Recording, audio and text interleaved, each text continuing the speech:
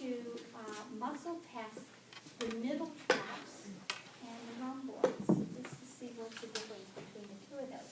Does anybody know what the middle trap does? Middle trap.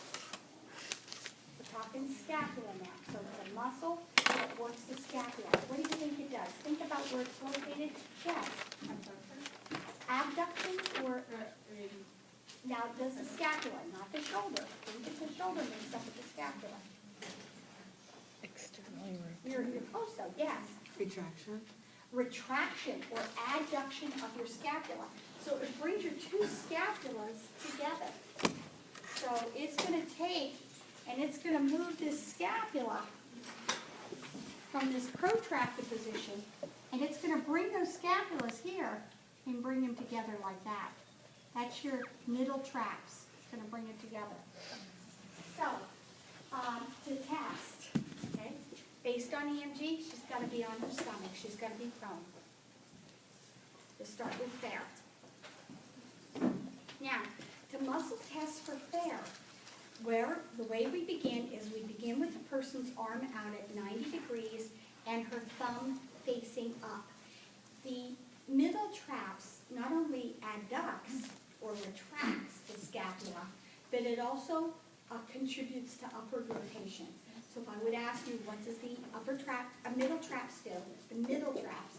The middle traps does adduction of the scapula and upward rotation. It contributes to upward rotation. To begin muscle testing, place the person prone. The head can be just positioned the way it is, doesn't matter if it's right or left.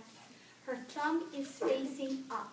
Her thumb is facing up, and I'm supporting her distal forearm. Now, because I'm looking at her scapula, I'm just going to move her hair here so I can see her scapula, see what's going on with her scapula. So my eye should be on the scapula. I'm not testing her shoulder or ears. I'm testing her scapula. So this is the starting position, 90 degrees of abduction with the thumb facing up. I'm just supporting her distal forearm. I'm going to stabilize on her opposite scapula. I'm stabilizing on her opposite scapula. All I'm going to ask him to do for fair, and I'm going to be watching her scapula to see if it adducts, is to bring her thumb up towards the ceiling. Bring it up, Kim, and that's fair. Back down, and I relax. I want her to completely relax her arm because this takes a lot of strength out of your muscle. It's hard. So again, with her thumb facing up, I stabilize on the opposite scapula, and I begin with her arm so that it's level with her body. I don't start her down here with her arm hanging down here. I have it supported here, and the whole time I'm supporting it so she's not using her muscle strength to hold it there. Again, stabilizing on the opposite scapula. I'm looking at her scapula to see if it adducts. Bring your thumb up, Kim. Bring it up. That's fair. And back down. That's fair. For good and normal, with this test, we use a long lever arm. So instead of using a shorter one on the distal humerus, I'm going to apply resistance at her distal forearm. So when she brings it up, I'm going to ask her to hold it there, and I'm going to apply resistance. Kim, bring your thumb up. Hold it there. I apply my resistance at her distal forearm. Hold it, hold it, hold it. I'm pushing her down as she tries to hold it there. Hold it, hold it, hold it. And that's where I'm applying my resistance. Just relax that arm. It's a lot of work.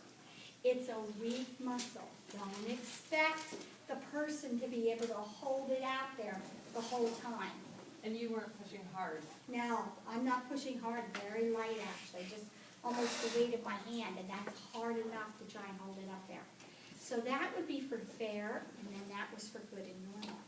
So for good and normal, when you're going from good and normal, I think this is extremely important where there should be absolutely no bouncing. Like, Right, you should no, feel like the resistance, but you can't, you'll like really break the hold of that muscle if you, yes, yeah.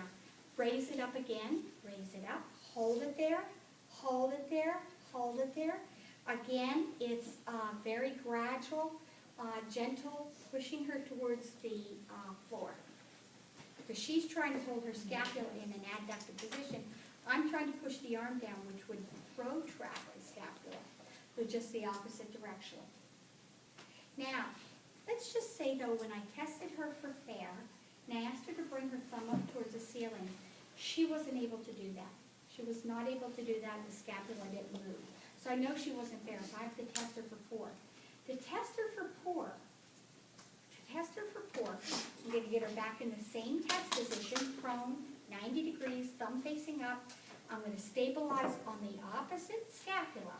But this time, Kim, when you raise your thumb up, I'm gonna help you.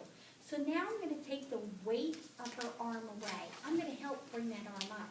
But I'm gonna look at her scapula to see when I take the weight of her arm away, does that scapula retract?